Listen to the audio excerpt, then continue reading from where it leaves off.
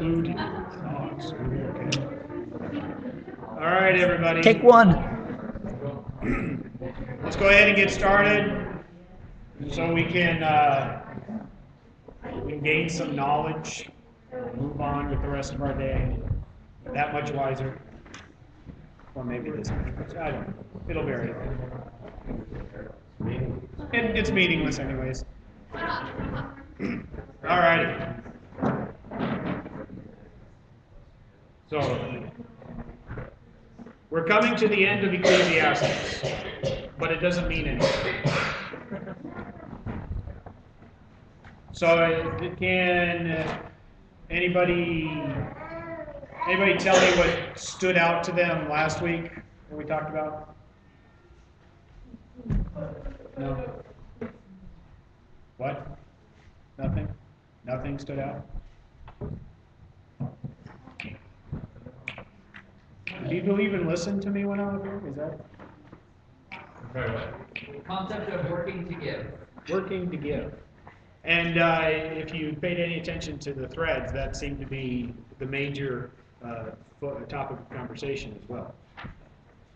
What does it mean to work to give, though? Does that mean that you slave away all day and all your money, it's just so that, all your money goes away? Well, you have to take care of yourself before you take care of others. Well, you have to take care of yourself, but physically taking care of emotionally, and then also give. Do we need to worry about taking care of ourselves, though? Yeah. Do we need to be concerned with taking care of ourselves? Or can we focus on giving, knowing that ourselves will be taken care of? Like the flowers of the field or the birds, right? Those things are taken care of. So,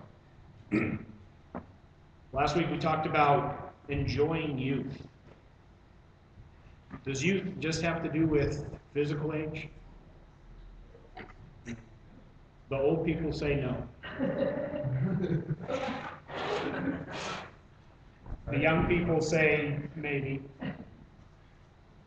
People like me who are in the middle, neither old nor young, say that it's all in the mind. Your body tries to fight with you sometimes, but mind over matter, you can take care of that. So we're coming to the end of Ecclesiastes, and next week we'll have the beginning of Proverbs. So it'll be a good thing. It'll be glorious. So in coming to the end, there's stuff that we need to discuss. We've been talking about Ecclesiastes since the beginning of the year, so we got to kind of sum everything up together, right? We can pretty much sum it up in just one word: meaningless, because that's the conclusion that we're left to believe. But let's go ahead and we're going to finish out by reading Ecclesiastes 12, 8 through the verse 14, the end of the book. Everything is meaningless, says the teacher, completely meaningless. Keep this in mind. The teacher was considered wise, and he taught the people everything that he knew. He listened carefully to many proverbs, studying and classifying them. The teacher sought to find just the right words to express truths clearly. The words of the wise were like cattle prods, painful but helpful. Their collected sayings were like a nail-studded stick with which the shepherd drives the sheep.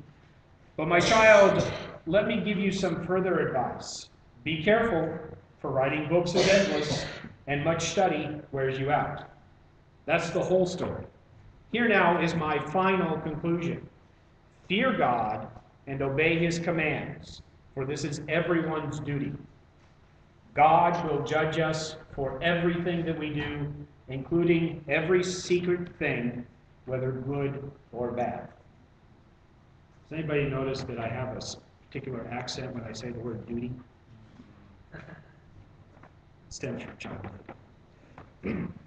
So as Ecclesiastes draws to a close, you have to make sure that we don't have any misunderstandings, that we don't abuse what Ecclesiastes has said to us, that we don't run amok with it, which is one of the things that we were making sure to try to take care of. So one of the things that often happens is taking the passages out of context.